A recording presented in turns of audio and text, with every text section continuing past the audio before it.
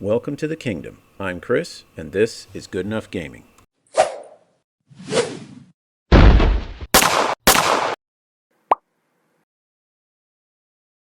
Hello everyone, welcome back to the kingdom, and welcome to this, the sixth video in my series comparing Games Workshop to one-page rules. Today we are looking at the eternal quest, the noble dream, the task that would make Sisyphus envious. Balance.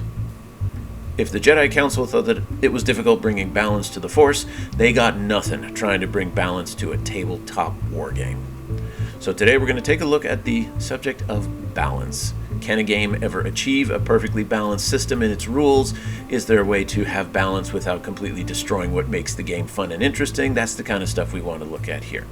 So I think the best thing I can do to start off is to present this spectrum here that I think sums up the impossible task that all wargame companies try to address. As I've gone through the various drafts of this video script, I realize that these two concepts, balance and customization, may just be mutually exclusive. Now, even though both of them are essential to a miniature tabletop game like One Page Rules or Warhammer 40k or Age of Sigmar or Infinity or any kind of game like that, both of them have to try and address balance and customization because the core of these games is to be fun. It's to be individual, it's to be customizable, but at the same time, those games all offer options to be played both competitively and casually. So you have to find a way to give everyone the customization that they want so they can feel that their army is theirs. But at the same time, you have to have balance so that the game isn't so lopsided that no one wants to play it because there's the equivalent of a cheat code in a tabletop wargame. And if anyone remembers playing the old Wolfenstein or Doom games, as soon as you put in those cheat codes that gave you God mode and unlimited ammo, it was fun for the first 20 or 30 seconds, and then when you realized nothing can hurt me and I can win everything, the game stopped being fun. It was the ability to lose. It was the difficulty in winning. That's what made the game fun, was the challenge. So balance is a very tall order, and I take my hat off to any person or company that decides to wade into that water. Now, before going too much further, I'm afraid we got to get a bit academic here. The Enlightenment philosopher Voltaire once said, "If you wish to converse with me, you must first define your terms." So before we dive into deeper discussion of where Games Workshop and one-page rules succeed or fail when it comes to balance, we got to define these terms, starting with the two that I have on the extreme ends of my spectrum here. So when I say balance, I define that as a game system that provides as near an equal chance of either player winning the match, given that both players are playing the same game system, the same edition, the same points value, and the board isn't set up to skew the result. Nobody's using rigged dice. Nobody's cheating on the rules. No one's forgetting, really big parts of their codex, their army. In short, the only things that aren't controlled are the rolls of the dice and the skill of the players. If everything else is equal except for player decisions and dice rolls, it means to me that a balanced game will see that same game with those same armies could be played 100 times and you would have a fairly even split of wins and losses, because hot or cold dice mixed with poor or wise player decisions, that would be the determining factor in the game. If you can determine, like the cartoon I had at the beginning of the video, if you can pretty much get a good idea of who's going to win just by reading their list, then I don't know if the game's all that balanced. Okay, so that's just my general definition. The other term, customization, I define as the ability of players to have a wide variety of choices when it comes to putting together an army and building an army around a playstyle. Now, I don't mean a paint scheme or model agnosticism in that regards. What I mean is an army where each player can choose between a wide variety of factions. Each faction has a variety of units, each unit has a variety of loadouts, even down to individual models having multiple options. And when you stack those all up, there are hundreds, if not thousands, of potential combinations of units, equipment, armies, play styles, all of that. So a game with a very, very high degree of customization could technically have a dozen players playing the exact same faction and still not have any two armies that match each other, while a low customization game provides little or no customization of the pieces or the composition of the different teams, sides, armies, whatever you want to call them. So these are games where the rules themselves specify what pieces every player will use. They specifically specify what pieces a player can have, where they are put. Like, everything is scripted before the game even starts.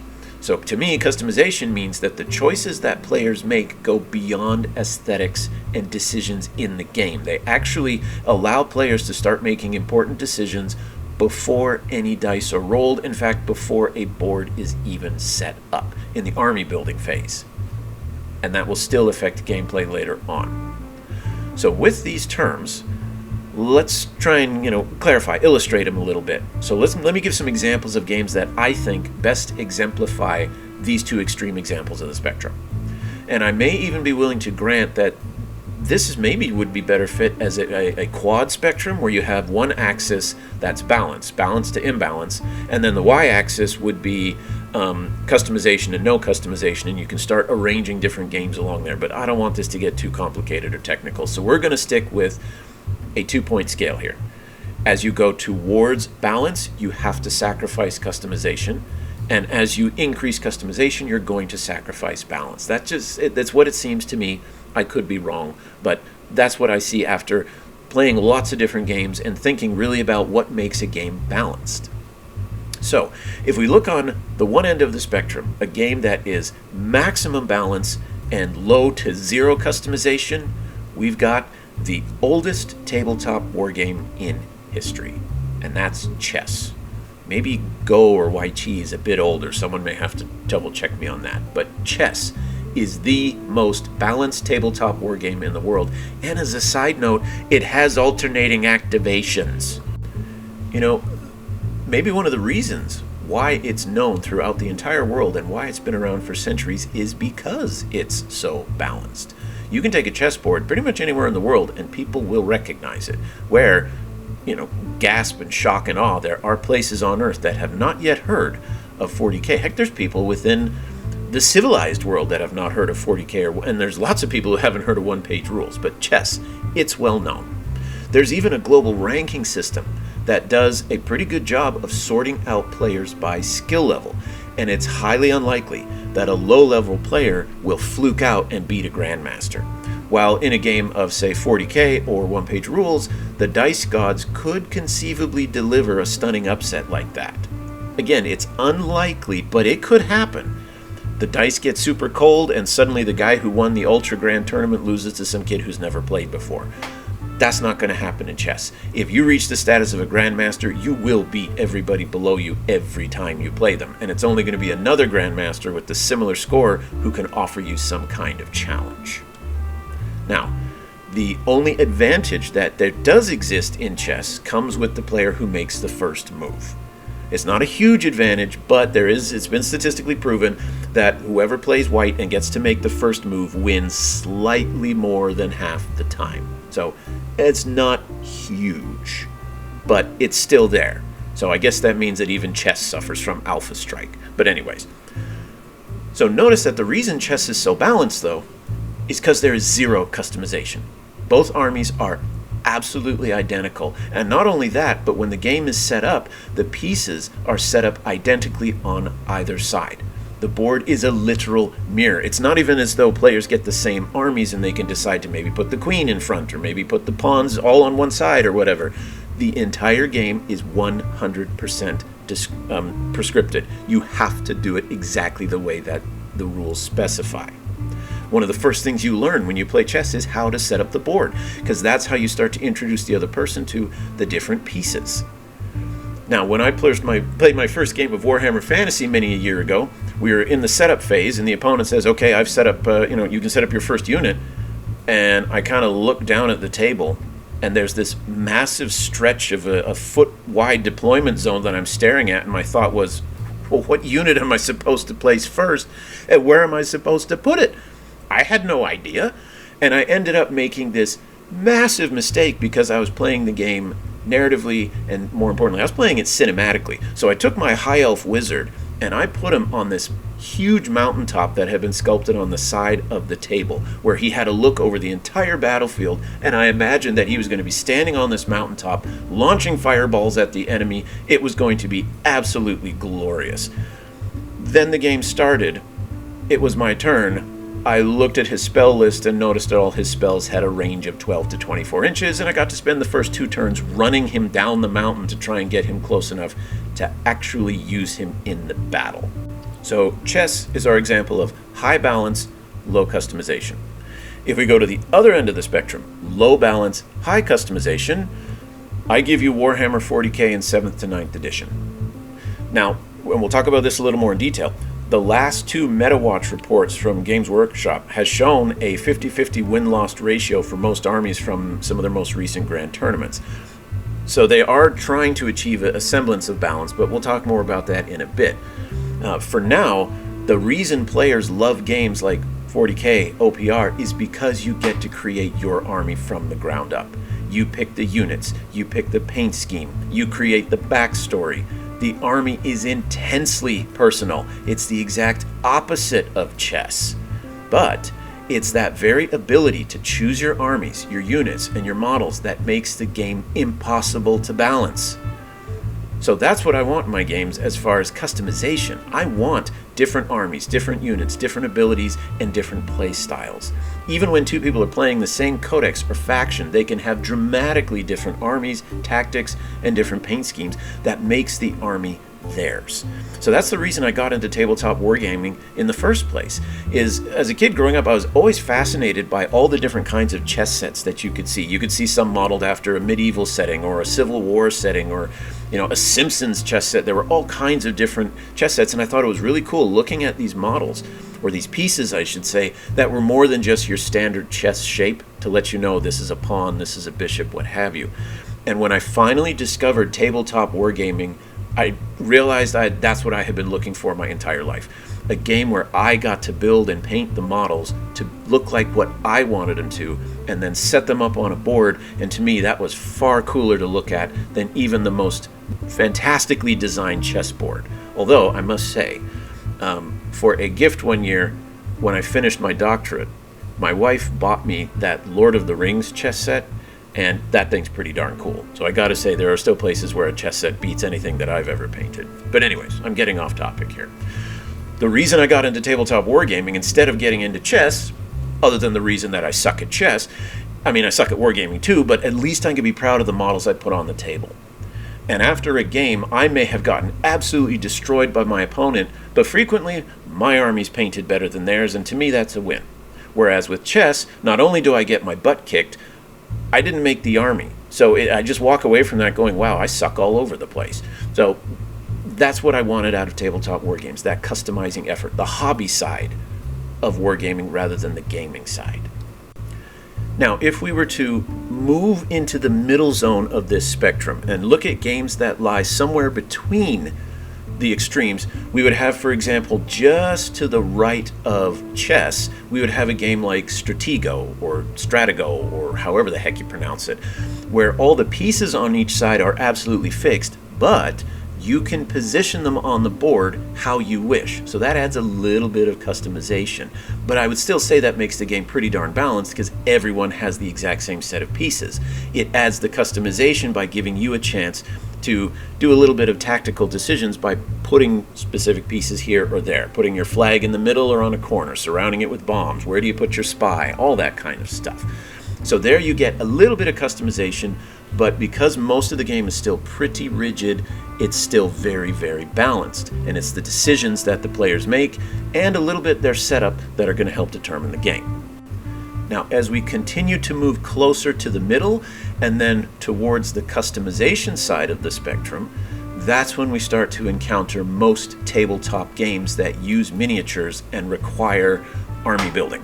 So ranging in size from skirmish games to epic games. I would say in the dead center, and I'm probably going to get some pushback on this one, I'd say historical war games probably hold that middle ground for having a good balance of, well, balance. that they're a mix of balance and customization because they're rooted in something real and concrete. You're using actual facts, you're using real things, you're using historical events as the foundation for the game. Real weapons, real effective ranges, real movement speeds, stuff that you can translate a little more easily onto a tabletop and at least have methods of scale. Whereas when you create something new, when you create something unique, you're using your own imagination to basically redefine the laws of physics. Like, what is the effective range of a melt-a-gun? We don't know because they don't actually exist. Instead, GW decided, well, it's going to be this super powerful anti-tank gun, and we're going to nerf its power by shortening its range. Okay, that's an attempt to establish balance at a meta level, but such a gun doesn't exist. So you can't go to the tabletop and say, well, when we first built a melt-a-gun, it could only shoot this far, and so on and so forth. Whereas when you're building a historical war game, you know, all right, this gun is accurate up to this kind of a range, and we'll make that so many inches. Whereas this rifle is accurate up to this range, so we'll give it that many inches. And so I think the historical war games, because they're grounded in reality, naturally have a bit more balance. Now, that doesn't mean that they don't have broken builds in games like Bolt Action and so on and so forth. I just think that the game lends itself a little more to balance because it's grounded in a real world where there's actual laws of physics that are going to keep things from getting a little bit out of control. There are no superhumans, there are no technologies like some of the stuff we see in 40K that are what throw the game completely off balance. So when you start dabbling into creating fantasy games or science fiction games where you can bend the rules and make a world that has whatever kind of rules and physics and laws and scientific abilities as you want, it's almost like writing a novel. But the nice thing about a novel is if you never want to touch on a difficult part of creating a fantasy world, you just don't. Whereas in a game, the gameplay, the players and the dice are going to force you to try and make a decision. So you can come up with a rule that allows this particular model to fly or move or do this, but there's going to come a point where a player's going to say, but can I do this with it? And whereas a novel just makes sure that situation never arises, the gaming world is not that kind. You're going to have to make the decision, and when you make the decision, that's when the game starts getting a little bit imbalanced. And then, when in those fantasy and sci-fi games you try and create rules for things like magic or psychic powers, you're literally trying to create rules for things that break the rules. So, all bets are off. You're trying to create exceptions to rules that are already based on imagination. I think that's also why a large majority, I don't know how big a majority, but I think the majority of tabletop wargamers and tabletop players play in fantasy and sci-fi type games. Now, the historical gaming community is absolutely huge, and I'm a fan of historic war games too. I've got armies for Bolt Action, Hail Caesar, Black Powder, Pike and Shot, all of that stuff. But given the choice, I will still probably take a fantasy or sci-fi game over a historical one. Plus, the other thing is I deal with history all day long in my job, so when I come home and I want a hobby, it's as an escape from my job, which means probably an escape from history, but that's just me. So the allure of fantasy and sci-fi, I think, are what make Warhammer games and one-page rule games as popular as they are, while also making them imbalanced. So now that we've got some definitions and I think a rough scale or spectrum to work with, let's take a look at how Games Workshop and one-page rules each try and handle this dichotomous scale that we've got here. Now we have to accept right at the beginning, no game is ever going to be perfectly balanced. So what we're really looking for is the system that does the best job of handling balance issues and understands that it's a trade-off. In order to bring more balance to the game, you're going to have to remove some customization, but then you're also going to lose customers because the whole reason they want to play this game is so that they can explore these cool worlds and ideas that they have. So that's what we're going to be examining here. So let's start, as we have with the rest of the series, looking at Games Workshop. Now, of course, when I first started playing, I was just trying to learn the rules, paint my models, figure out this world of wargaming that I had just gotten involved in. But after a while, when I became comfortable with it and got familiar with playing different armies and checking out some of the different games that Games Workshop offered, I started to wonder if the word balance existed in the Games Workshop vocabulary. And when I jumped and made the leap to Warhammer 40k, then I really started to question it. The cycle of codex power creep, coupled with a massive nerf 6 months later, it kind of became the open secret. Everyone knew that's what happened. And then the Leagues of Votann book out and proved that it wasn't just an open secret, it was real. You remember that debacle. Folks who had early access or leaked information shared some of the Votann rules books, and promptly a bunch of big tournaments in Europe just banned them from tournament play because they looked at the rules and said these guys are way too overpowered. And that led Games Workshop to issue an FAQ and adjust the rules before the book actually hit shelves. I mean, think of that. You're already making changes to something that hasn't been released yet. And when they tried to do some damage control and explain why they had to do this, they essentially admitted to codex creep. They revealed that when they create a new codex, they don't balance it to the previous codex for that army. And they don't even try and balance it to the flagship codexes that were the first to be released in that edition, but they balance it to the previous codex that was released just a few months previously. And so just like trying to draw a straight line on a blank sheet of paper, if you go on long enough, you're going to start curving up or curving down. And if you keep using the last centimeter of your line as a gauge, you're going to be way, way off eventually. Now, even though they admitted codex creep was actually a policy, I could have lived with that. Honestly, I think I could have. Because it meant that every 3 years, there would be a few months when my army would be on top. And then I'd be in steady decline until the cycle started again. And everyone would get their time to have their army in the sun or in the shade. And what's curious is because it's roughly on a 3-year cycle, it meant that the system of imbalance was, oddly enough, quite balanced. Everyone got a few months on top, and then everyone got 2.5 years slowly heading towards the bottom. And then they got their time on top again. So there was a rhythm to it, if you will. And if you played multiple armies, like I did, I would find myself simply hopping. So I'd play one army until it was really not that great anymore, and then, the other army I played, their codex came out. They're now the best. So I'd buy that new codex, and again, I'm back on top. So I could enjoy that by playing multiple armies, and then I only had to go 6 months to a year with my codex slowly being in decline rather than having to wait for the 3-year cycle to start over again. So there was a solution to it. Now, what got my goat, though, wasn't the codex creep. It was the codex creep coupled with the nerf that always followed shortly thereafter. Why put out a book and say that it's been play tested and then have to turn around and nerf it 6 months later? I mean, either your play testers suck or they're not actually play testing for balance, playability, things like that. They're play testing for something else. What that is, I don't know. But it became clear what the point was, is the codex would come out and be super powerful so that everyone would buy the new models. And then, once you had made that initial surge of sales, then you nerf the codex so that it's not overpowered and people can stop complaining. A great example of this, one that hit me personally, was going back into 7th edition when 40k started introducing the detachments. You could build your army however you wanted, but if you took specific units, you could then run the detachment that got a whole bunch of additional rules to make you that much more powerful. And this was when I was first getting back into 40k after a period of being out, and I picked up my Necrons again. And they had the Decurion detachment. That detachment was unbelievably strong. If you ran the detachment, the army-wide bonus you got was a 4+ feel no pain across the board.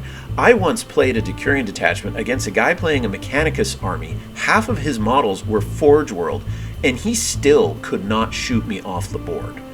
I just kept marching towards him, taking the objectives. He would pour everything he had into a single unit and maybe kill a third of them. I mean, I could start to see the frustration on his face, and at first it was kind of fun, but then I started to feel like, well, cheat codes and Doom. I mean, once you're invincible, the game isn't fun anymore. So that was the Decurion detachment, but in order to enjoy this wonderful invincible detachment, you had to take specific units, one of which was the Tomb Blade. Now, before the detachment came out, nobody bought Tomb Blades. I didn't have any Tomb Blades. No other Necron players I saw had Tomb Blades. The ones that did bought it because they're collectors and they wanted to have one of every unit that was in the codex, but they never played them because they weren't that great. But now, in order to get the Decurion detachment, you had to have them. And surprise, surprise, suddenly Tomb Blades were sold out all over the city. All the friendly local gaming stores, you'd have to go online and order it directly from GW or maybe troll eBay or something like that. But that was the point. They took a model that nobody was buying, made it essential to winning the game, and now people had to buy it. And I remember sitting down with other gamers and talking to other gamers about their armies and their detachments, and a lot of them said, yeah, it was the same thing. I had to buy a unit of whatchamacallits that I never used before, that I never bought before, but now I had to have it if I wanted to run that detachment. So it wasn't the imbalance of the game that bothered me. It was that Games Workshop was intentionally causing imbalance in order to sell products. So from a business standpoint, that's brilliant. You have found a way to coerce, shall we say, your customers into buying products that they aren't currently buying. You're finding a way to, fill in gaps and stuff. But as a customer, I hated it. Now, of course, I didn't have to play the Decurion detachment. I could have run an army without any Tomb Blades. But everyone else was playing their Codex detachment. So in order to have at least a big snowball's chance in hell of winning a game, I had to play mine, which meant buying some Tomb Blades. My army had just become a little less mine. That customization had decreased, and the balance had been thrown off. The spectrum here was being twisted. I was having less control over my army, and yet the game was more imbalanced because of it. So this business model has had a huge impact on the competitive scene because competitive players are always looking for that edge. And that's also how a lot of major problems get noticed, leading to further FAQs, adjustments to try and plug the loopholes and the gaps that the competitive scene finds. Now, a couple weeks ago, the MetaWatch posted this chart showing that at the most recent few tournaments, the majority of 40k armies came in with a 50% win rate. Although, of course, Eldar are still at the top of the list. So you do have to give GW some credit there, especially when previous editions and MetaWatches have shown win rate spreads that have gone from 20 to 70, and now they've got them now to, within 50%, a few outliers, but 50-50 overall. Okay, kudos to them for trying to establish some degree of balance. That's a good thing. But while that chart shows an attempt to balance, there are a few things that you have to keep in mind. That's an average of all the games played at a tournament. So you're getting the average of competitive players bringing highly tailored lists. Part of being a competitive player is recognizing where the codex is imbalanced in your favor and then maximizing or exploiting that benefit. I think that a majority of a tournament is decided before any dice are rolled. At least it seems that way, that if you know the rules, you can look at somebody's codex and you can have an idea of what chance they stand. But balancing grand tournaments doesn't translate over into balancing the game as a whole or balancing casual games. It's like expecting the statistical averages of the NBA to somehow translate into making rules for high school games or for community teams or something like that. You can't take the super competitive top-notch players, adjust the rules to meet their needs, and then expect the casual player to still be able to play the game the way they want with those new rules and those new standards. So GW has managed to balance the competitive scene, not balance the game as a whole. The other thing to consider when looking at that 50-50 win-loss ratio is something that I learned when I used to play StarCraft and play PvP. The StarCraft matching system was designed to get players to a 50-50 win-loss rate. So the theory was if you started winning a bunch of games, they'd put you against tougher and tougher opponents until you started losing a bunch of games, and until they'd put you against easier opponents until you started winning, and they would try and keep you within a narrow bandwidth of where you could win and lose 50% of the time. Lose a bunch of games, match you with a noob. Win a bunch of games, match you with an elite player, something like that. So the bottom line said 50% win-loss, but that certainly didn't mean that each game I played was a nail-biter that came down to the wire and the person I was playing was my equal in terms of skill, talent, and ability to play the game.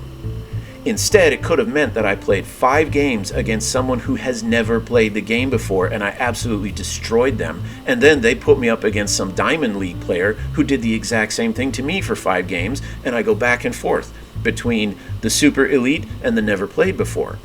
None of those games were fun to play, but according to the algorithm, I was exactly where I needed to be because I had a 50-50 win-loss ratio.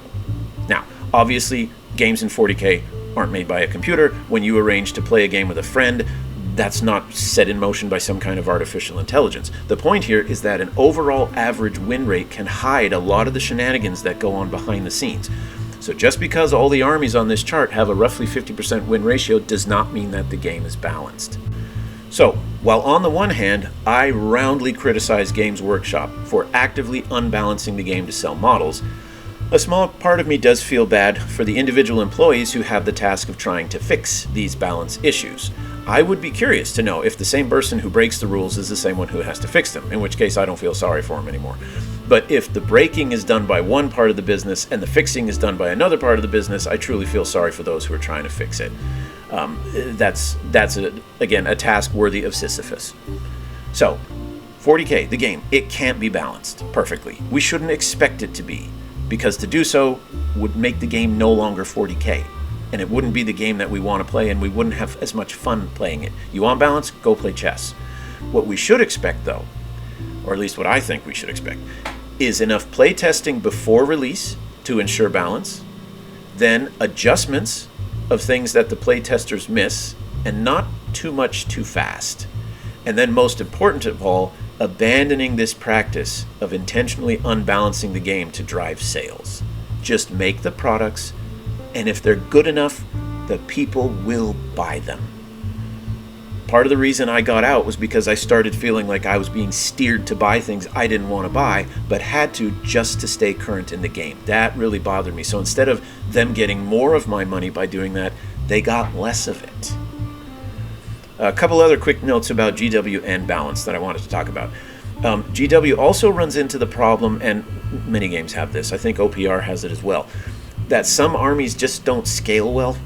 Some can manage a decent list at 1,000 points, 2,000 points, whatever, while other armies, usually the more elite ones, suffer at a very low point cost, and they can't really show you what they can do until you can stretch their legs at a larger point value. So again, there's another element of imbalance. Is the game, not fair isn't the right word, but can this army do just as well at 1,000 points at 2,000 points? Can you still have a chance to win regardless of what you're playing against or what you bring to the table? So in summary, I do want to give Games Workshop a bit of sympathy because they're being given a task that they can never accomplish, and I'm sure they constantly hear about it from players. They won't be able to balance the game. We shouldn't expect them to be able to balance the game, and we should be glad that they are at least trying to balance the game. On the other hand, a fair chunk of their balance problems are self-inflicted. Okay, let's move on to one-page rules now.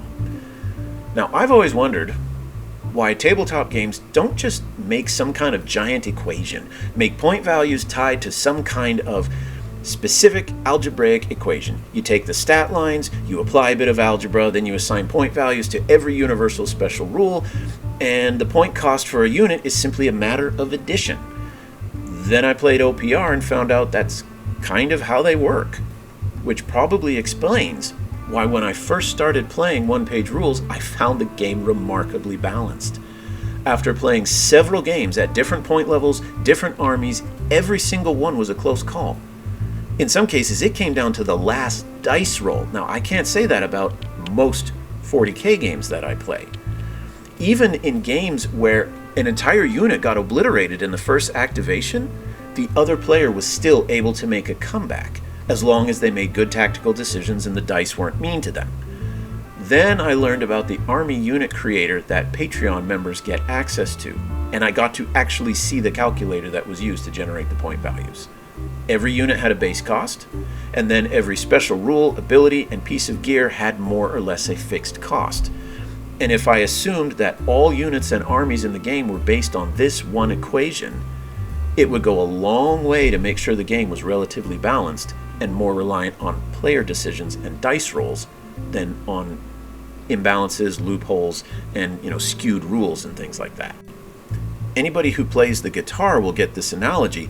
OPR is like tuning a guitar to itself.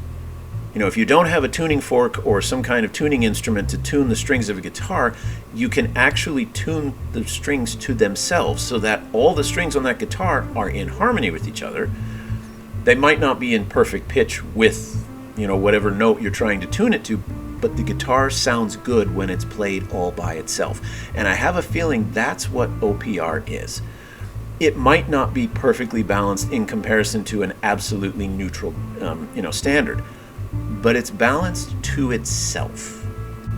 If there was a particular rule that was a little bit overpowered, every army that had that rule was therefore overpowered. And so everyone could kind of work with it. And most of the armies in one-page rules, there's some unit that has just about every single rule you're looking for. It's just a matter of, are you willing to take it? Do you want to pay the points cost? You know, so on and so forth there.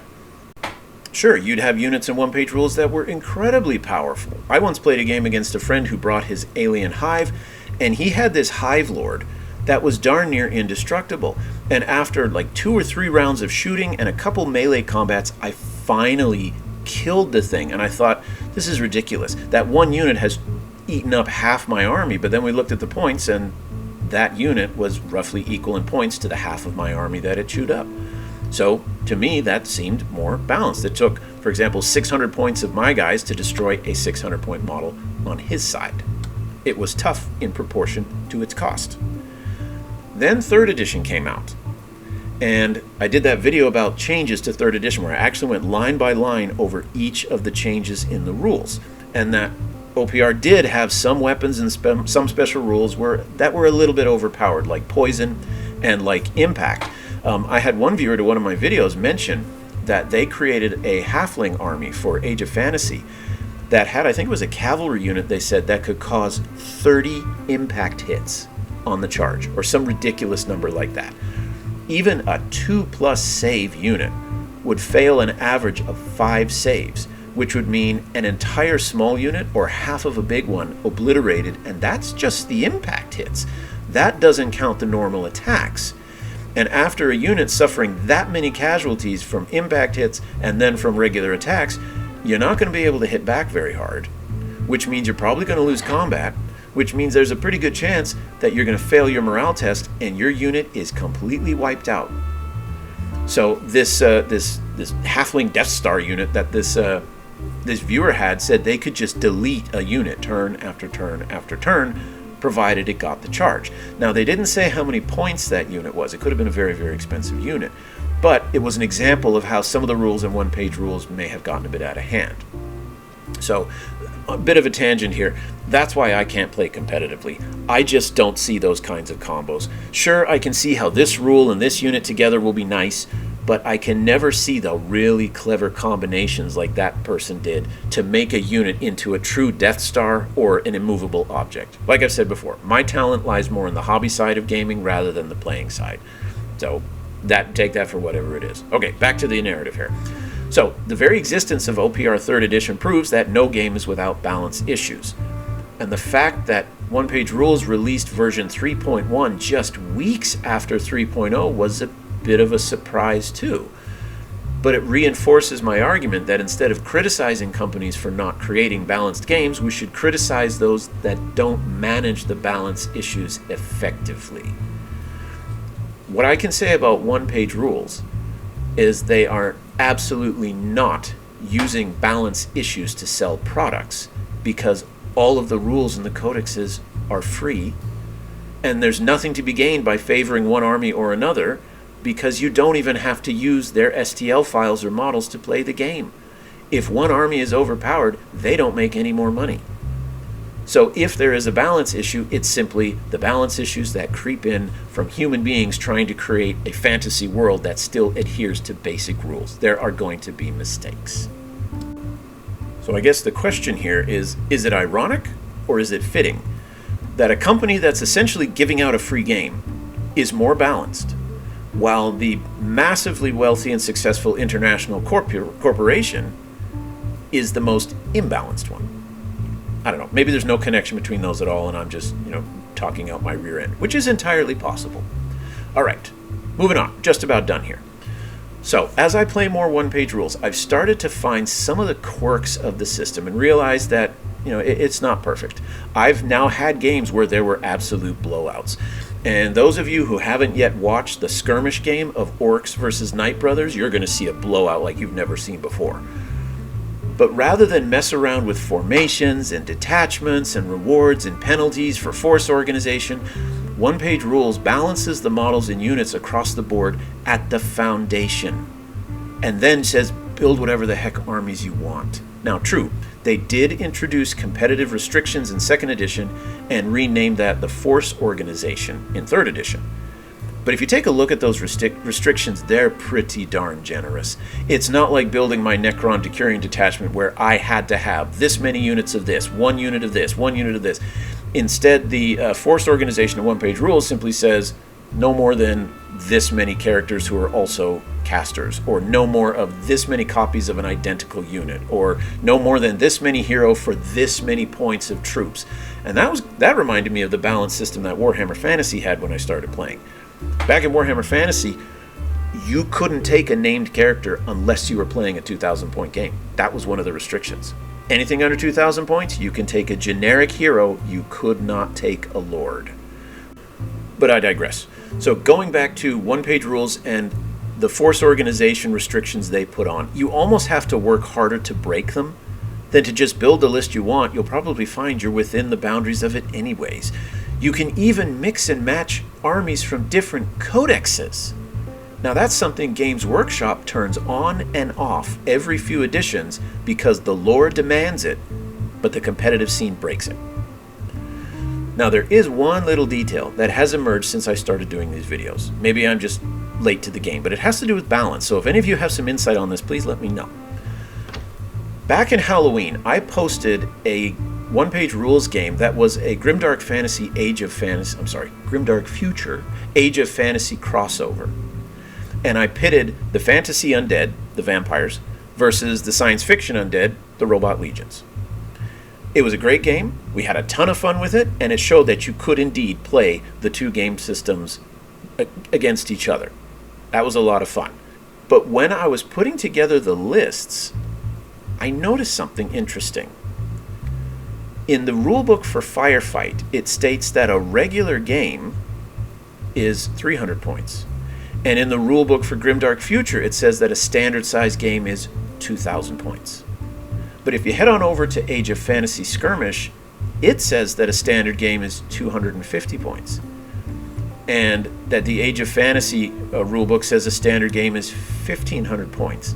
And that was a bit confusing to me because both books have the same rule sets, both have the same special rules. I mean, we played in that game. You can play the games interchangeably. And yet, why does it say that a basic game of Grimdark Future is 2,000 points, but Age of Fantasy is 1,500? It could be as simple as that was just a typo. It's supposed to be 2,000 both sides. Maybe that's it. But if there's another reason why those point systems don't line up, and some of you know, please let me know. I'd be curious. Maybe there is an element of balance between the two games that I missed. Because, spoiler alert, the Robot Legions won pretty handily in that crossover game. And so, is there some kind of relation to the fact that Grimdark Future recommends 2,000 points, and we played 2,000 points, whereas the Fantasy Army says 1,500 points, and my opponent played 2,000 points? I mean, maybe, I don't know. Maybe there's nothing there. I'm just kind of throwing out what I saw, and hopefully someone can catch what I'm missing here. But there it is. The good news is, whether or not it's balanced doesn't matter. We're here to have fun. So I'm planning another crossover game soon, and we'll see. Maybe the Grimdark Future Army will come out on top again. Who knows? So there it is, folks. I think we need to give all game makers, not just one-page rules and Warhammer Fantasy, but any company that makes a tabletop gaming system, we need to give them some breathing space when we find loopholes and balance issues in their games. It happens in tabletop games. It happens in video games. As I said at the beginning, imagination isn't balanced, so we shouldn't expect games set in an imaginary world to be balanced either. In fact, we should accept, and to a degree, without trying to sound warm and fuzzy, embrace the imbalance because it means that the game has a high degree of customization. It has choices. It has the ability to dive into the hobby and make that particular army your own. But There is a very large difference between trying to manage the inevitable balance issues that are a byproduct of designing wargames and manipulating or abusing balance issues to drive sales and make more money. Just make a good game. Fix the problems as they arise and strive to make profits by making great products. For me, that's good enough.